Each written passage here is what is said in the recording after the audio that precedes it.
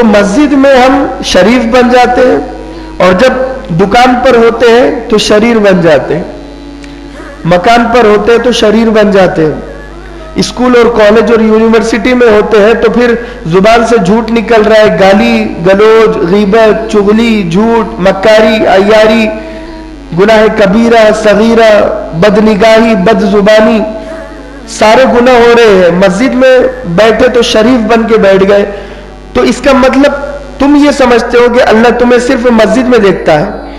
اللہ تو اسکول میں بھی دیکھتا ہے، کالج میں بھی دیکھتا ہے، یونیورسٹی میں بھی دیکھتا ہے، ایگزام ہال میں بھی دیکھتا ہے، رات میں بھی دیکھتا ہے، دن میں بھی دیکھتا ہے، سفر میں، حضر میں، گاڑی پر، پیدل چلتے ہوئے، سوتے ہوئے، لیٹتے ہوئے، جاگتے ہوئے، کھاتے ہوئے، ہر موقع پر جب تمہیں اللہ دیکھ رہا ہے تو تم یہ کیسے سوچ لیتے ہو کہ میں یہ گناہ کروں گا؟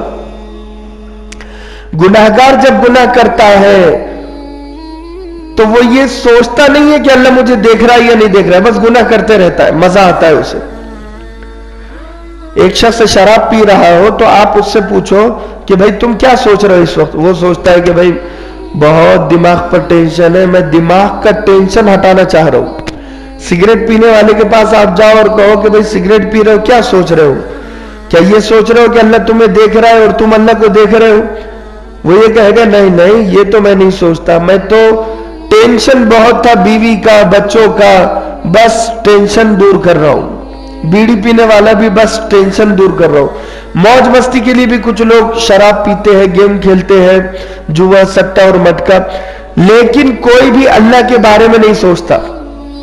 آپ یقیناً کیرم کھیل رہے ہو، آپ اس وقت اللہ کے بارے میں ذرہ بھی اگر سوچ لو گے تو کیرم چھوڑ دو گے، دل نہیں چاہے گا کیرم کھیلنے کے لیے، دل بے چین ہو جائے گا، گڑبڑ ہو جائے گی، ڈر، ایک دم خوف اللہ کا آ جائے گا۔ آدمی سوچتا نہیں ہے اس وقت۔ چور چوری کرتے وقت اسے پوچھو کہ بھئی کیا سوچ رہے ہو؟ اللہ کے بارے میں سوچ رہے ہو؟ وہ کہے گا نہیں نہیں، اگر اللہ کے بارے میں سوچوں تو میں چوری نہیں کر سکتا۔ خیال اللہ کا ایسا ہے کہ اگر وہ خیال کوئی لا لے تو پھر گناہگار گناہ نہ کرے، کوئی گناہ نہ کرے، لیکن ہم اللہ کا خیال آنے نہیں دیتے، ڈرے اور سہمے ہوئے ہو کر۔ تو زندگی کے ہر شعبے میں، پڑوسی کے بارے میں پوچھا نا، اللہ کے نبی سے سوال کیا کہ ایک عورت 5 وقت کی نماز کی پابندی کرتی ہے، فرض، سنت، واجب، مستحب نمازیں، اور ذکر و اذکار میں دن گزرتا ہے، اور روزہ بھی رکھتی ہے، دن میں روزہ، رات میں تہجد پڑھ رہی ہے، عبادت گزار ہے، اس کے بارے میں آپ کا کیا خیال ہے؟ اللہ کے نبی نے پوچھا کہ پڑوسی کے ساتھ اس کا سلوک کس طرح ہے؟ اتنا سارا پیپر فل ہو گیا، فل مارک، ذکر میں نمبر 1، نماز میں نمبر 1، روزے میں نمبر 1، ہر چیز میں نمبر 1 پوزیشن پر وہ عورت تھی۔ اللہ کے نبی نے جب سوال کیا کہ پڑوسی کے ساتھ اس کا بیہیویئر کیسا ہے، سلوک کیسا ہے، تو اللہ کے نبی کو جواب دیا گیا کہ وہ پڑوسیوں کے ساتھ اچھے سے نہیں رہتی ہے، لڑائی جھگڑا کرتی ہے، دور ہو جاتی ہے۔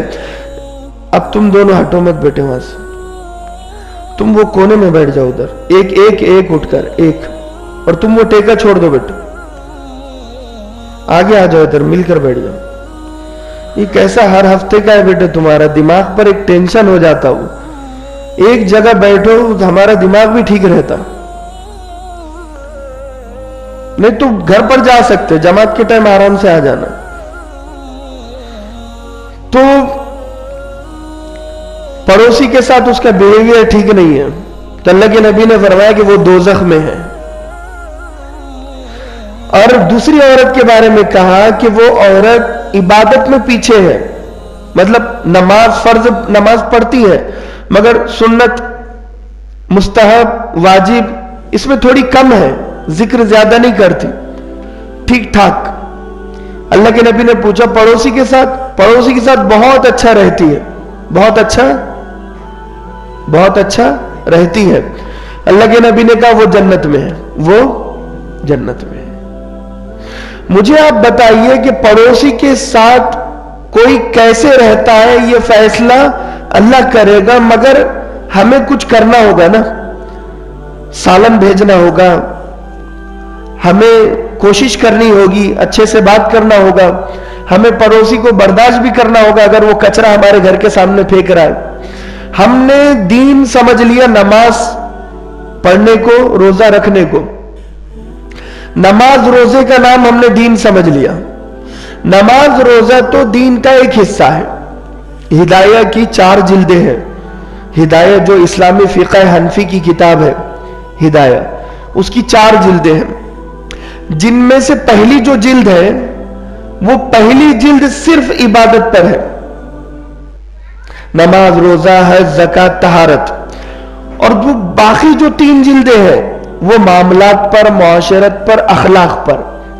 بات سمجھ میں آ رہی؟ یعنی حقوق العباد پر ہے. دین کے 4 حصے ہیں. تو اگر میں نماز میں نمبر 1 ہوں, روزے میں روزہ بھی رکھ رہا ہوں, تو پہلا پیپر آپ کا حل ہو گیا, لیکن باقی 3 پیپر ابھی باقی ہے, اور وہ تینوں پیپر حقوق العباد سے ریلیٹڈ ہے. تینوں پیپر. تو زیادہ ضروری کیا ہے؟ مثال کے طور پر ایک سبجیکٹ ہے, میتھس ہے, لیکن میتھس کے 3 پیپر ہے, اور میتھس سے ریلیٹڈ ہی آپ کو وہ پیپر ملیں گے, اور ایک پیپر آپ کا انگلش کا ہے. ٹوٹل 4 پیپر آپ کو دینے ہیں. آپ زیادہ توجہ کون سے پیپر پر دو گے؟ جو ایک سبجیکٹ کا ایک پیپر ہے انگلش کا, اس پر دو گے, یا پھر میتھس پر دو گے جس کا سبجیکٹ ایک ہی ہے لیکن ڈویژن الگ الگ ہے, شعبے الگ الگ ہے, اے بی سی یہ الگ الگ آپشن کے پیپر آئے گے, لیکن سبجیکٹ ایک ہی ہے. تو آپ کو زیادہ دماغ کھپانے کی ضرورت نہیں پڑے گی, تھیم ایک ہے نا. بات سمجھ میں آ رہی؟ ہر سبجیکٹ کی ایک تھیم ہوتی ہے, ایک خصوصیت ہوتی ہے. مثال کے طور پر سائنس کی تھیم ہے, سائنس ریسرچنگ کو کہتے ہیں, ریسرچ کرو. ایک جغرافی ہے, اس کی تھیم ہے کہ وہ پوری دنیا کی زمینوں پر وہ تحقیق کرتی ہے, یہ جغرافی آئی.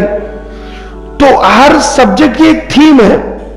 تو آپ سمجھ لو کہ مذہب اسلام ایک سبجیکٹ ہے, اس کی تھیم حقوق العباد ہے. اس کے 4 پیپر ہیں اور 3 پیپر حقوق العباد سے ریلیٹڈ ہے, ایک پیپر حقوق اللہ ہے. پوری دنیا پہلے والے پیپر پر لگ گئی حقوق اللہ کے معاملے میں. پوری دنیا مسجد پر آنے میں زور, نمازوں پر, روزوں پر, اعتکاف پر, اور تراویح پر, اور سنت اور نوافل اور مستحبات پر. یہ نماز اللہ کے لیے ہے, اس میں اگر آپ کی کمی بیشی ہے تو اللہ سے معافی مانگ لو, لیکن اس میں نمبر 1 ہے آپ. لیکن جب آپ گھر پر جاتے ہیں تو آپ کو ایک اچھا شوہر بننا چاہیے. آپ کا بیہیویئر ایسا ہونا چاہیے کہ اگر بیوی سے اللہ پوچھ لے کہ کیا یہ ایک اچھا شوہر ہے, تو جواب کیا ہوگا؟ آپ کا بیہیویئر بیوی کے ساتھ یہ ڈیسائیڈ کرے گا کہ آپ ایک اچھے شوہر ہو یا نہیں ہو. ہم سے تھوڑی کوئی پوچھنے والا ہے کہ کیا آپ ایک اچھے بیٹے اور ایک اچھے شوہر تھے. بیٹوں کے بارے میں اللہ باپ سے پوچھے گا نا, ہمارے والدین سے پوچھے گا کہ فلاں آپ کا بیٹا ہے, تو کیا وہ ایک اچھا بیٹا بنا ہے, کیا اس نے حق ادا کیا ہے. اور شوہر کے بارے میں تو بیوی کو پوچھا جائے گا, بیوی کے بارے میں شوہر کو. ہم سے پوچھا جائے گا بیوی کے بارے میں کہ کیا آپ کی بیوی ایک اچھی بیوی تھی, حق ادا کیا. لیکن میرا جواب میرے ماں باپ کے پاس ہے, تو میرا بیہیویئر ماں باپ سے اچھا ہونا چاہیے یا برا ہونا چاہیے؟ اچھا ہونا چاہیے. کیوں؟ کیونکہ میرا جواب بگڑ جائے گا. میں گڈ پیپل سے بیڈ پیپل میں بدل جاؤں گا, ایک اچھے انسان سے برے انسان میں بدل جاؤں گا. اگر میرے سوالات, مجھ سے ریلیٹڈ سوالات اگر میرے فیملی ریلیشن والوں سے پوچھے جائیں گے تو میرے لیے تو ضروری ہے فیملی کو سنبھالنا, میرے لیے تو ضروری ہے اس بیوی کو راضی کرنا، باپ کو راضی کرنا، ماں کو راضی کرنا، پڑوسی کو راضی کرنا، کیونکہ بھئی سوال مجھ سے نہیں ہوگا، سوال میرے بارے میں ہوگا مگر کسی اور سے ہوگا. بات سمجھ میں آ رہی؟ تو کسی اور کے پاس ہمارے جواب ہے، یا تو اچھے یا تو برے. اگر ہم اس رشتے کو مینٹین کرتے ہیں تو ایک اچھے بھائی بھی بن جائے گے، شوہر بھی بن جائے گے، بیٹے بھی بن جائے گے، پڑوسی بھی بن جائے گے. اگر مینٹین نہیں کرتے ہیں تو پھر سب سے برے پڑوسی بنے گے، سب سے برے بھائی بنے گے اور سب سے برے باپ بنے گے.